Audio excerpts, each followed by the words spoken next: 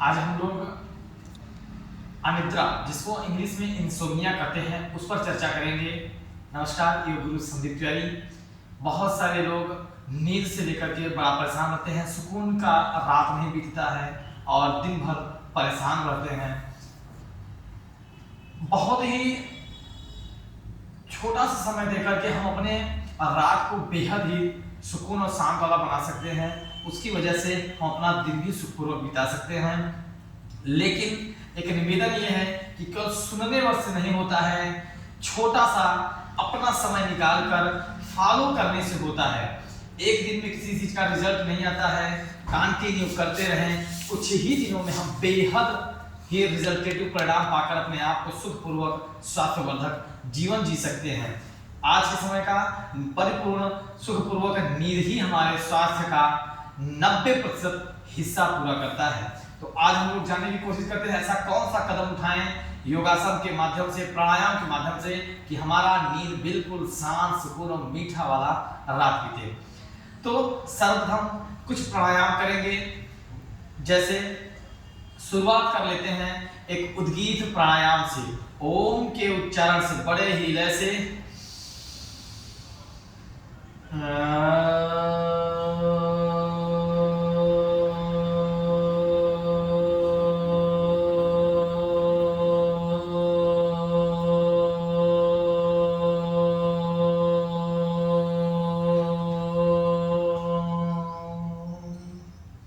इस तरीके से सुखासन में बैठकर ज्ञान मुद्रा लगाकर बड़े ही लय से उद्गीत प्राणायाम ओम के उच्चारण से अगर मात्र 9 बार भी उच्चारित करके करते हैं तो हमारे लिए बेहद ही लाभकारी सिद्ध होगा।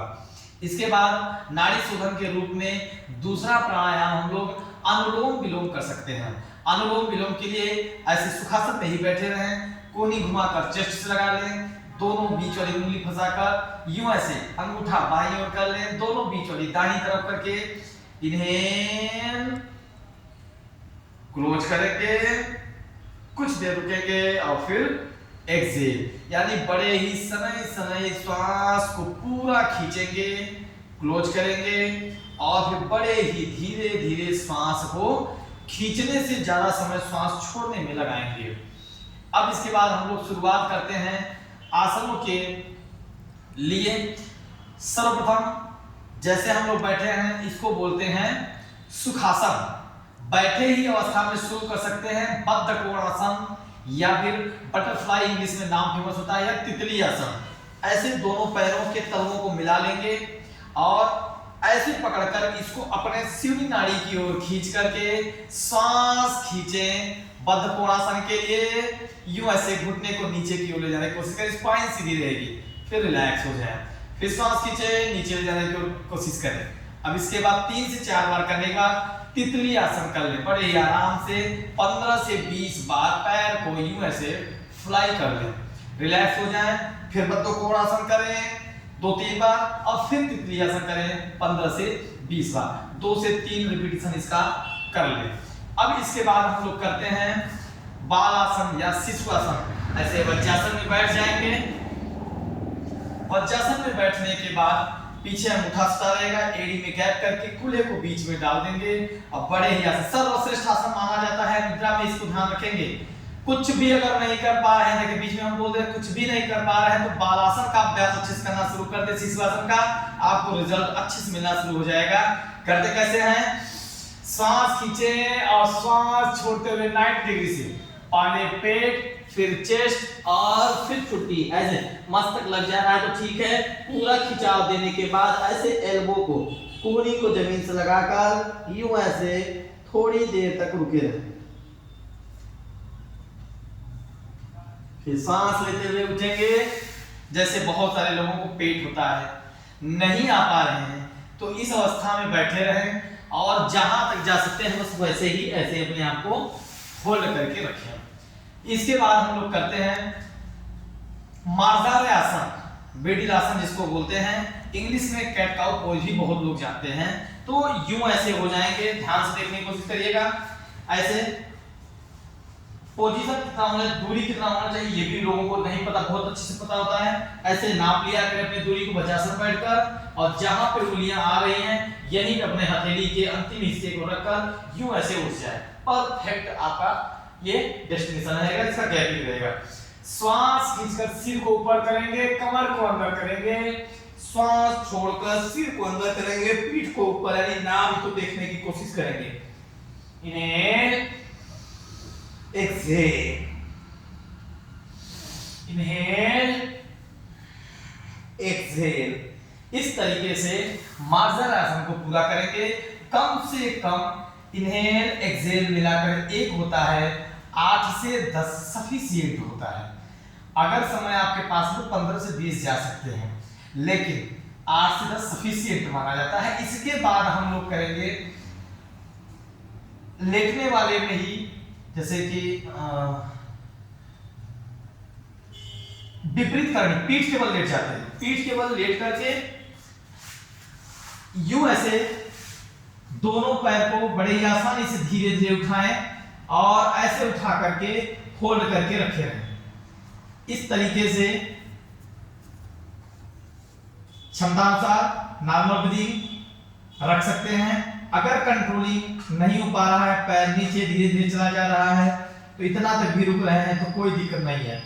अगर जिससे इस तरीके से 90 डिग्री पर पैर को उठा करके नहीं रखा जा रहा है, तो उसके लिए एक बेहद ही आसान तरीका है। अपने घर में कहीं दीवार के पास ऐसे जमीन से लग जाए और दीवार के पास टेप लगा लें और इस तरीके से पूरे शरीर को उठाकर बड़े ही आराम से हाथ को यूं फैला करके लेट जाएं। ये भी आपके लिए बहुत ही रिजल्टेटिव रहेगा। इसके बाद उठ करके आएंगे, मैट पर बैठेंगे और अंतिम आसन करते हैं हम लोग उत्तान आसन या पाद हस्तासन। ये खड़ा होना पड़ेगा, इस तरीके से खड़े हो जाते हैं। श्वास लेंगे, श्वास छोड़ते हुए यूं ऐसे हाथ को नीचे करके ऐसे झुक जाएंगे थोड़ी देर तक, या तो फिर तलवे के नीचे हाथ लगा करके घुटना टाइट करके यूं ऐसे झुके रहेंगे। सामने की ओर झुककर मन ही मन 10 तक गिनती गिने, श्वास लेते हुए उठ जाएं। फिर इसको रिपीट करें, कम से कम 3 बार जरूर रिपीट करेंगे। इसके बाद अंतिम में करेंगे क्या, रिलैक्स शवासन। शवासन बहुत ही हेल्पफुल है इंसोम्निया को खत्म करने के लिए। बिल्कुल कंसंट्रेट रहेंगे, शव मतलब मुर्दे की तरह शव में पूरा लेट जाएंगे। हथेली कमर से 6 इंच की दूरी पर हथेली खुला हुआ रहेगा। गहरी श्वास खींचेंगे और गहरा श्वास छोड़ेंगे। इस तरीके से कम 2 से 5 मिनट रुकेंगे, श्वास को महसूस करेंगे जाते और आते हुए। अपने आप को मन में बोलेंगे, मेरा बेहद ही स्वास्थ्य सुदृढ़ होता जा रहा है, मेरे नींद की समस्या बिल्कुल कम होती जा रही है, अब मैं बिल्कुल अच्छी नींद प्राप्त करने वाला हूँ, क्योंकि मैं अब नियमित रूप से योगासन प्राणायाम को फॉलो कर रहा हूँ। फिर इसके बाद बाएं करवट उठते हुए आंखें खोलेंगे और उठ करके बैठ जाएंगे। ये हमारा तरीका होता है अनिद्रा को, इंसोम्निया को दूर करने के लिए। कुछ ही दिन करने के बाद हम बिल्कुल तरीके से अच्छी नींद लेने के काबिल हो जाते हैं।